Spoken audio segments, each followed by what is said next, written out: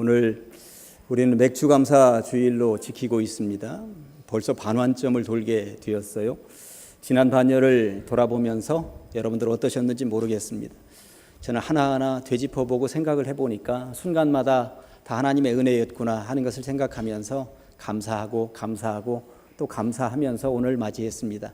그리고 앞으로 되어질 일들을 기대해 보니까 주님의 은혜가 상반기보다 하반기에 더 크게 베풀어질 것 같아서 감사했는데 저만 그런 건 아닐 것이라고 믿습니다. 여러분들의 삶도 늘 풍성하시고 넉넉하시고 건강하시고 평안하시기를, 그래서 행복을 늘 마음판에다 새기고 살아가시기를 주님의 이름으로 간절히 축원합니다. 요즘 초등학생들 생일이 되면 부모들이 굉장히 걱정이 많다고 그러더라고요. 옛날에는 생일 잔치하면 집으로 초대해서 그냥 간식 잠깐 먹고 끝냈는데 요즘 아이들은 무슨 어르신들 회갑잔치 하는 수준으로 그렇게 기대하고 있다고 그래요. 뷔페 식당에 데리고 가야 되고 하여튼 푸짐하게 차려서 아이들을 초대한다고 그러더라고요. 그런데 그걸 생각하면서 모든 반에 있는 아이들을 다 초대하면 좋은데 이게 다 초대하는 게 아니더라고요. 일부만 찍어서 초대를 합니다. 초대받은 아이들은 기뻐서 펄쩍펄쩍 뛰면서 가는데 초대받지 못한 아이들의 상처, 그 자괴감, 이게 문제이구나 하는 것입니다. 오늘 초대에 대한 이야기를 해보려고 그럽니다. 저에게는 제가 있는 자리가 자리이다 보니까 참 초대장이 많이 옵니다. 교회적으로 오는 초대장들은 임직 예배가 있다고, 위임 예배가 있다고, 교회 봉헌한다고 하는 초대장들이 많이 옵니다. 또 개인적으로는 결혼식 초대장도 오고, 그리고 돌이 되었다고 초대장도 와요. 그런데 그런 초대장을 받고 오면 크게 두 종류로 나뉘어집니다. 저를 기쁘게 하는 초대장이 있거니와 다른 초대장은 무엇일까요? 기분 나쁜 초대장도 있습니다. 저를 기쁘게 하는 초대장들은 어떤 것일까요? 그렇게 열심히 연애하더니, 연애한다고 나에게 알리더니 결혼한다고, 또 주례도 좀 해달라고 하는 오는 초대장은 참 기쁘고 즐거운 초대장입니다. 그리고 결혼한 지 얼마 되었는데 벌써 이렇게 아이가 자라서 돌이 되었다고, 돌잔치에 좀 와달라고 하는 초대장도 참 저를 기쁘게 하는 초대장입니다. 그런데 이런 초대장들이 있습니다. 초대장을 받아놓고 겉봉투를 보는데 전혀 모르는 사람 이름이에요. 그래서 10분이고 15분이고 이게 누구지 하는데 가만히 생각을 해보니까 5년 전인가 10년 전인가 어느 자리 갔다가 악수 한번 한 사람이 보낸 거예요. 이 사람이 나를 언제 봤다고 이런 초대장을 보낸단 말인가. 긍정적으로 생각을 해보면 그래도 나를 초대하고 싶어서, 나를 평소에 생각하는 마음이 있어서 보냈겠구나 하는 생각이 들기도 합니다만, 이런 초대장은 사실 민폐라고 저는 생각을 합니다. 갈 수도 없고 안 갈 수도 없고, 저는 갔을까요 안 갔을까요? 되도록 안 가는 쪽을 선택을 하고 나도 그 이에게 절대 초대장 보내지 않습니다. 2000년 전 예수님께서 모든 인류를 초대하신 초대장을 보내셨어요. 그 초대장을 열어보았더니 수고하고 무거운 짐진 자들아 다 내게로 오라고 주님이 말씀하고 계신 것이죠. 그 초대에 응하신 분들이 바로 이 자리에 나와서 이렇게 앉아 계신 것이고요. 그 초대에 전혀 응할 의향이 없는 사람들은 아직도 밖에서, 교회 밖에서 어슬렁거리고 있구나 하는 것을 알 수 있습니다. 오늘 이 본문을 가지고 세 꼭지로 나누어서 말씀을 받도록 하겠습니다. 첫째, 무반응인 사람들이 있구나, 그 이야기를 잠깐 해보려고 합니다. 오늘 본문 바로 앞에 있는 본문 16절과 17절을 보면 말씀이 이렇게 되어 있습니다. 이 세대를 무엇으로 비유할까? 비유하건대 아이들이 장터에 앉아 제 동물을 불러 이르되 우리가 너희를 향하여 피리를 불어도 너희가 춤추지 않고 우리가 슬피 울어도 너희가 가슴을 치지 아니하였다 함과 같도다. 초대하는데 무대응, 무반응인 사람들은 도대체 어떤 사람들인가? 열심히 피리를 불어서 어깨춤이라도 덩실덩실 출 수 있는 분위기를 만드는데 전혀 감각이 없는 거예요. 한쪽에서는 열심히 울고 그러면서 슬픔을 나누고 있는데, 그래 너는 울어라 나는 모르겠다 하는 사람들이 있다는 것 아닙니까? 이런 사람들을 일컬어서 예수님이 그렇게 초대의 메시지를 보내고 있는데 전혀 무반응인 사람들인 것이죠. 현재 러시아에서 월드컵이 열리고 있어요. 밤에 늦은 시간까지 보는 분들 계신지 모르겠습니다. 이 나라 대한민국은 16강에 오르진 못했습니다만 마지막 경기 독일하고 싸워서 2대0으로 이긴 것 때문에 금의 환영한 것처럼 공항으로 들어오는 것 보았습니다. 그 선수들은 무슨 힘으로 싸울까요? 자기들의 실력, 그리고 기술, 체력 뭐 이런 것들도 가지고 싸우겠습니다만 이 응원하는 응원단들의 힘을 공급받아서 싸우기도 한다고 그러더라고요.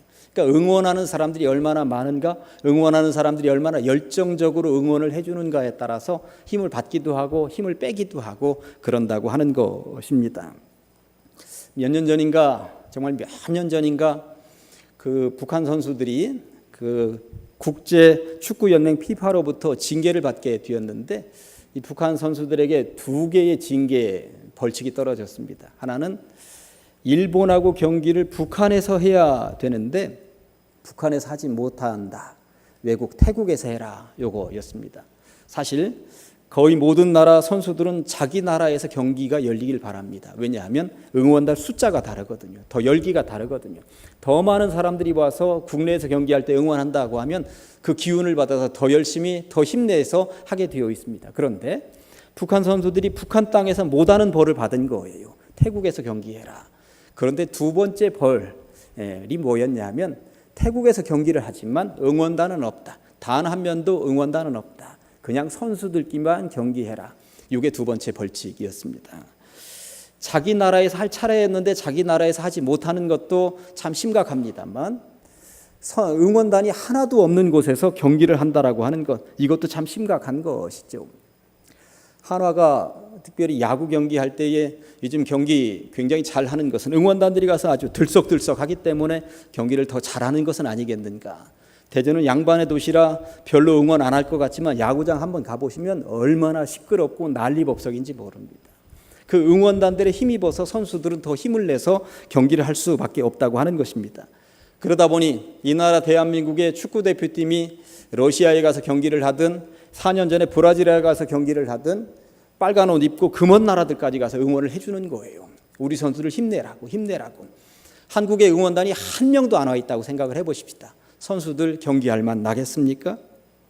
설교하는 사람도 마찬가지입니다. 이렇게 넓은 공간에 이 앞자리에 제 아내하고 아이들 둘만 앉아 있다고 생각을 해보십시다. 제가 힘내서 설교를 할 수 있을까요? 정말 설교하기 힘들 것입니다. 그런데 이렇게 많은 사람들이 제 설교를 듣겠다고 앉아 있고 고개도 끄덕끄덕거리고 때로 웃어주기도 하고 때로 안타까워하기도 하고 그렇게 아멘하기도 하고 여기에 힘입어서 저는 설교를 더 하는 것입니다. 그러니까 누군가 반응하는 사람들이 있다고 하는 건, 호응해 주는 사람들이 있다고 하는 것은 이게 굉장히 큰 힘이 된다고 하는 것이죠. 예수님이 2000년 전에 이 땅에 오셨습니다. 그리고 우리를 만나러 오신 것이죠. 우리의 구원 문제를 해결하러 오신 것입니다.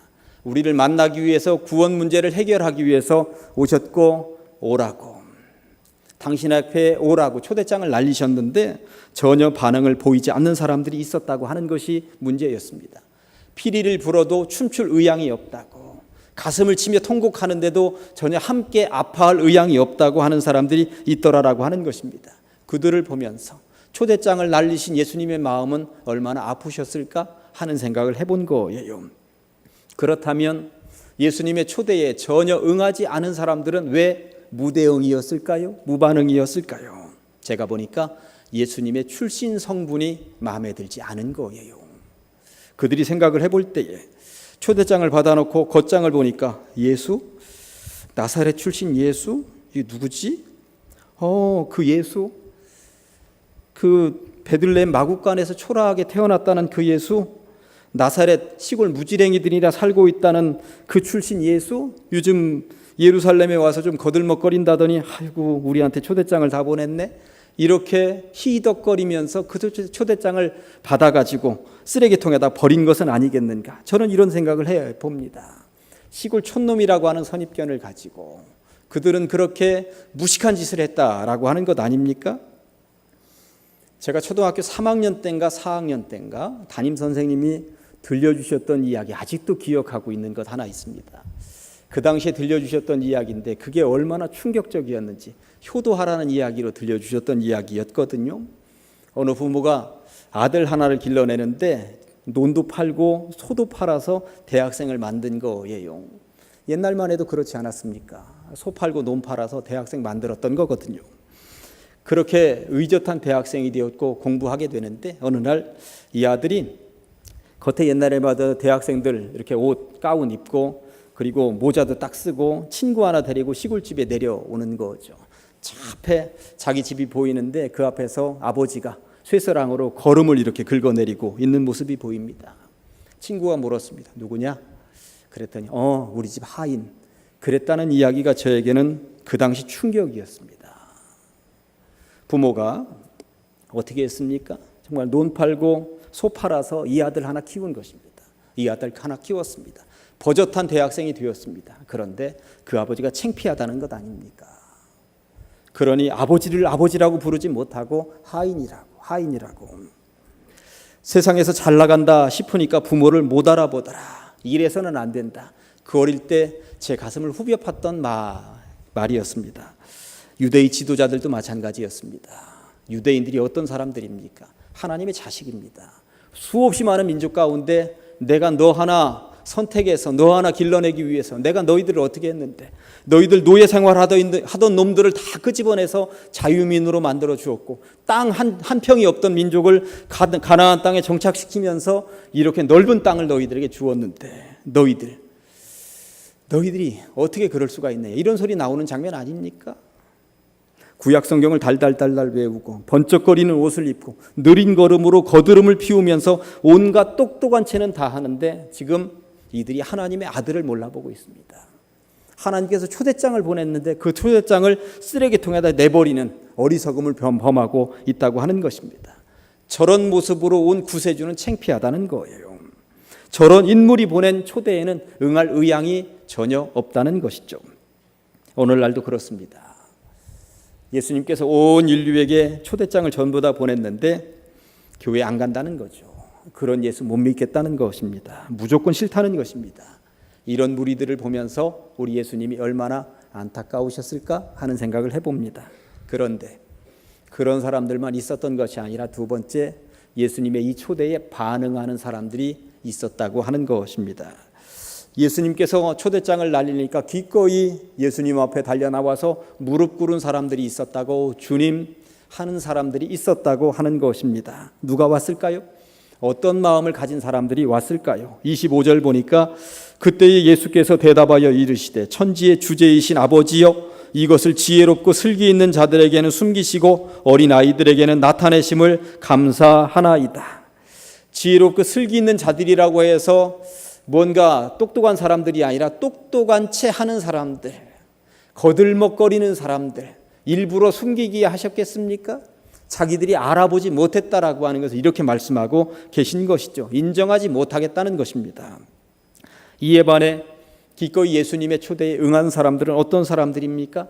어린아이 같은 마음을 품은 사람들, 순수하게 바라보는 사람들, 맑은 정신으로 바라보는 사람들, 그러한 사람들은 예수를 알아봤다는 것이고 하나님의 아들로 인정했다는 것이고 기꺼이 예수님의 초대에 응했다는 것이죠. 사도 바울도 이러한 것을 알고 있었습니다. 고린도전서 1장 27절부터 29절에 보았더니 그러나 하나님께서 세상에 미련한 것들을 택하사 지혜 있는 자들을 부끄럽게 하려 하시고 세상에 약한 것들을 택하사 강한 것들을 부끄럽게 하려 하시며 하나님께서 세상에 천한 것들과 멸시받는 것들과 없는 것들을 택하사 있는 것들을 폐하려 하시나니 이는 아무 육체도 하나님 앞에서 자랑하지 못하게 하려 하심이라. 세상의 시각으로야 구세주는 예루살렘 궁전에서 태어났어야 맞죠. 세상의 시각으로야 구세주는 번듯한 도시에서 호의호식하면서 자라났어야 맞는 것입니다. 세상의 시각으로야 구세주는 번쩍번쩍한 옷을 입고 백마를 타거나 적토마를 타고 나타나야 맞는 것입니다. 세상의 시각으로야 구세주는 큰 칼 옆에 차고 로마를 뒤집어 엎어야 맞는 것입니다. 그러나 하나님의 방법은 달랐다고 하는 것입니다. 예루살렘 궁전이 아니라 베들레헴 초라 마구간이었고요. 번듯한 도시에서 호의호식하는 것이 아니라 갈릴리 가난한 지역의 촌구석 나사렛이었습니다.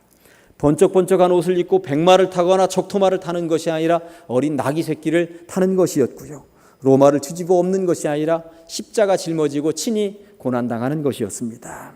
어린아이의 맑은 시각으로 보면 구세주의 모습은 전자가 아니라 바로 이 후자라고 하는 것, 이것이 보인다라고 하는 것입니다.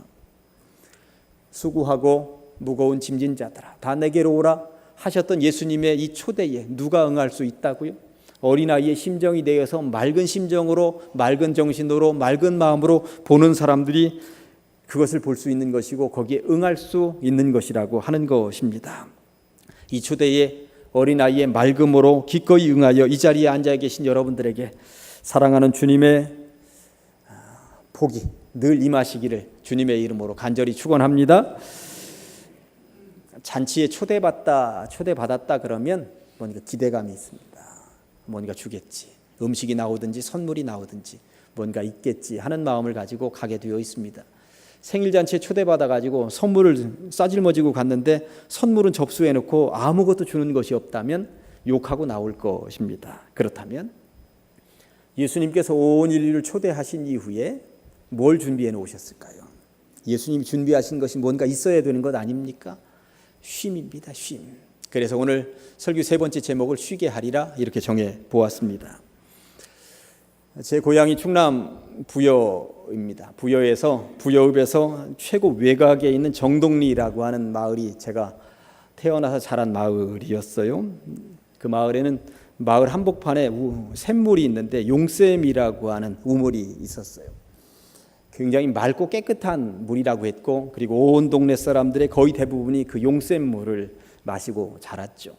제가 그 맑고 깨끗한 용샘물을 마시고 자라서 좀 맑아 보이지 않습니까? 예.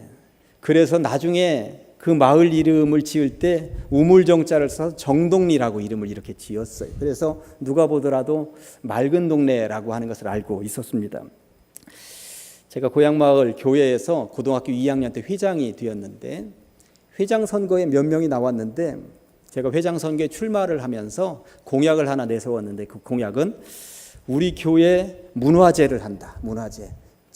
중고등부 뭔가 이제 세상 말로는 문학제라고 하는데 문학제보다는 문화제를 한다 하는 거였습니다. 그리고 제가 회장에 당선이 되었죠. 이제 공약을 실천해야 되는데 10월 마지막 주 토요일 저녁 7시 1년 사업 계획에 써 놓은 거예요.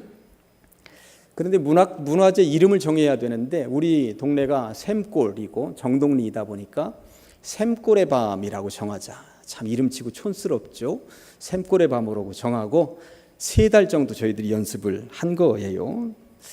요즘처럼 야간 자습이 없던 시대이다 보니까 중학교 끝나고 고등학교 끝나고 방과 후에 밤이면 밤마다 교회에 모여서 연습을 했습니다. 토요일 저녁에도 연습을 하고 하여튼 그렇게 한 석 달을 연습을 했는데, 저희 교회는 그 당시만 해도 전도사님이 없었고, 그리고 20대 후반에 여자 선생님 한 명 있었으니까 그 여자 선생님 하고 거의 우리들끼리 모여서 연습을 한 거예요. 다 되었다 싶으니까 초대장도 만들어서 보냈고, 믿지 않는 부모님들 초대하자, 교회 안 다니는 동네 친구들 전도할 겸 초대하자, 학교 친구들도 불러오자. 저도 초대장을 학교 친구 5명에 보냈는데 제 친구 가운데 3명이 저희 시골 마을까지 왔습니다. 뭔가 보여준다 그러면, 뭔가 행사가 있다 그러면 사람들은 기대감을 가지고 오게 되어 있습니다. 100이라는 기대감을 가지고 왔는데 50이나 70만 보여주면 애개하게 되어 있고요. 120이나 150을 보여주면 와우하게 되어 있습니다. 그때 그 샘골의 밤은 어땠을까요? 그에 열렸던 샘골의 밤은 한마디로 말해서 아주 대단한 죽을 쑤었습니다. 당시 우리는 열정이 너무나도 지나쳤던 것이죠. 꼭지를 너무나도 많이 준비했습니다. 합창 4곡, 중창 2팀이 2곡씩, 독창 4명, 연극 하나, 꽁트 2개, 성시교독 2, 해서 한 20개 이상을 무대에 올렸습니다. 시간은 얼마나 소요되었을까요?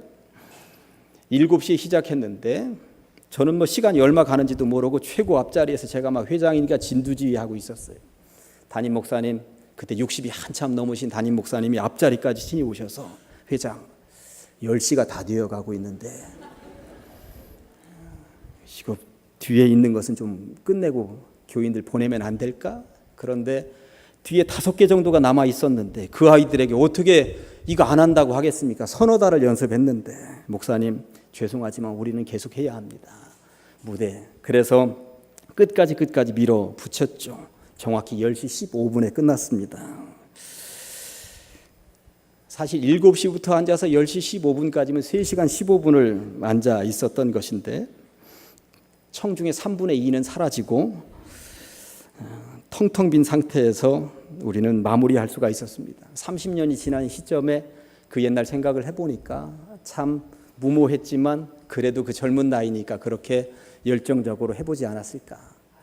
오늘날 우리 가장 제1교회에서 중고등부에서 그렇게 3시간 15분을 한다고 그러면 그 다음 주부터 중고등부 전도사님을 여러분들은 만나지 못할지도 모릅니다.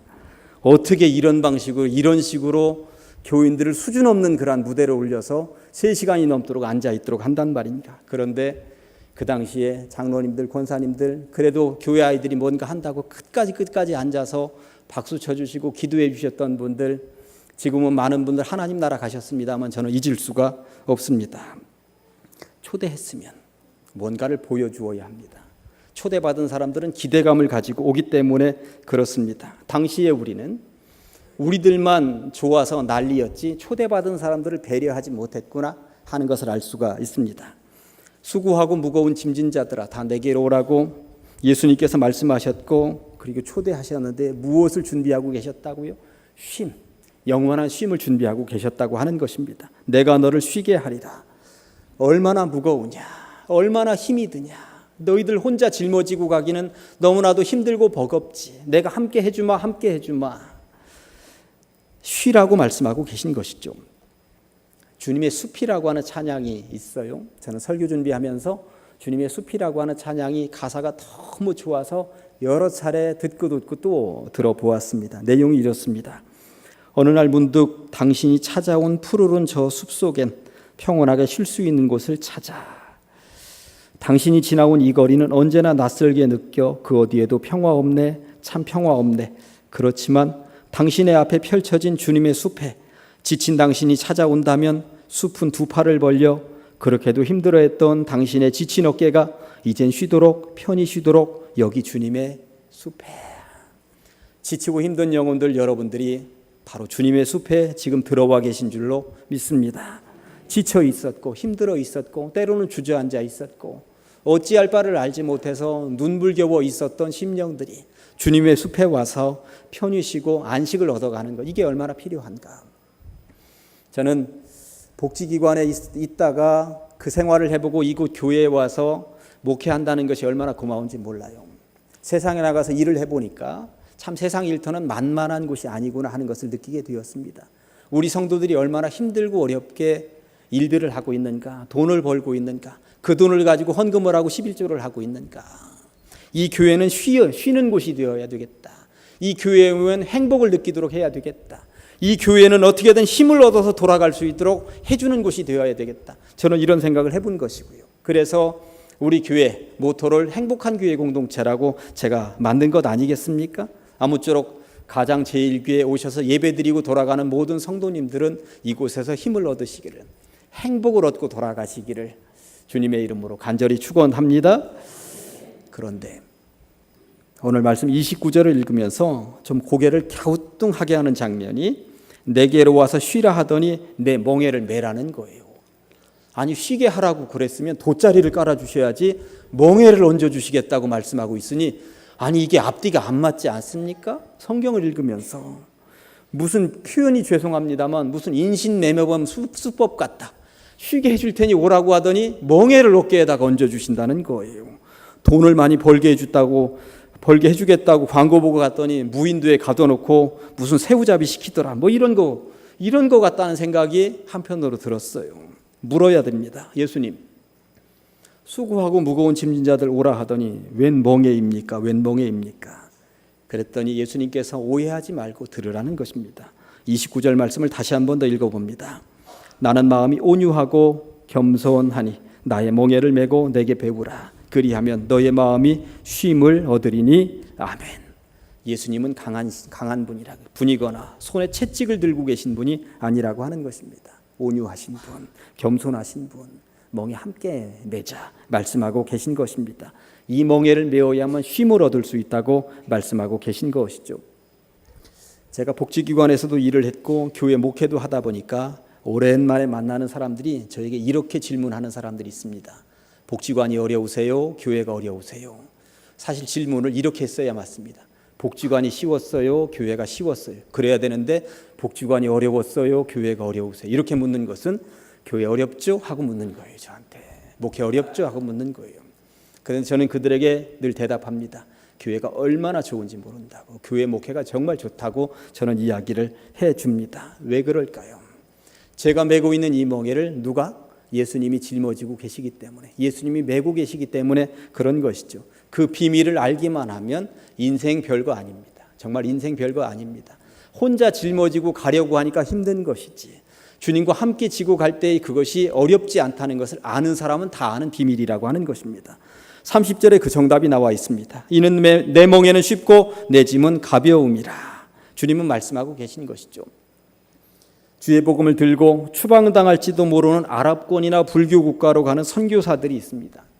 그런 선교사들에게 거의 대부분 질문이 이렇게 주어집니다.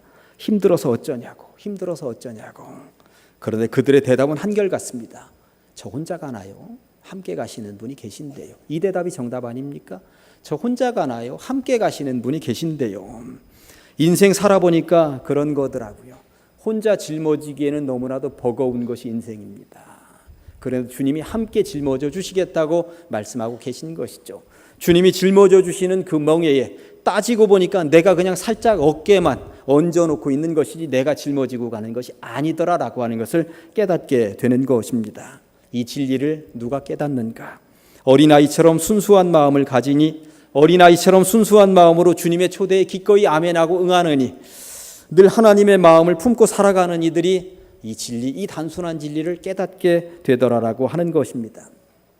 수고하고 무거운 짐진 자들아 다 내게로 오라 하셨던 주님의 초대에 기꺼이 응하셔서 이 자리에 여러분들은 와서 앉아 계십니다. 그런데 아직도 밖에서 어슬렁거리면서 그 초대장을 받아들고도 나오지 못하는 사람들이 있음을 안타까워합니다.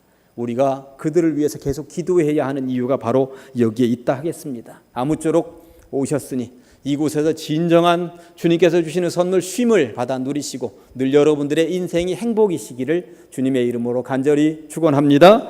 기도하시겠습니다. 하나님 아버지 감사합니다. 하나님께서 맥주감사주일로 우리를 불러 주시옵시고 말씀을 통하여 은혜 받고 세임 얻게 하시니 감사합니다. 주님의 초대에 기꺼이 응한 우리들 나와서 주님께서 쉼을 주시고 행복을 주시는 것을 놓치지 않게 하시고 그 쉼 가운데 행복 가운데 살아가는 주의 백성들 되게 하여 주시옵소서. 예수님의 이름으로 기도합니다. 아멘. 다 같이 일어나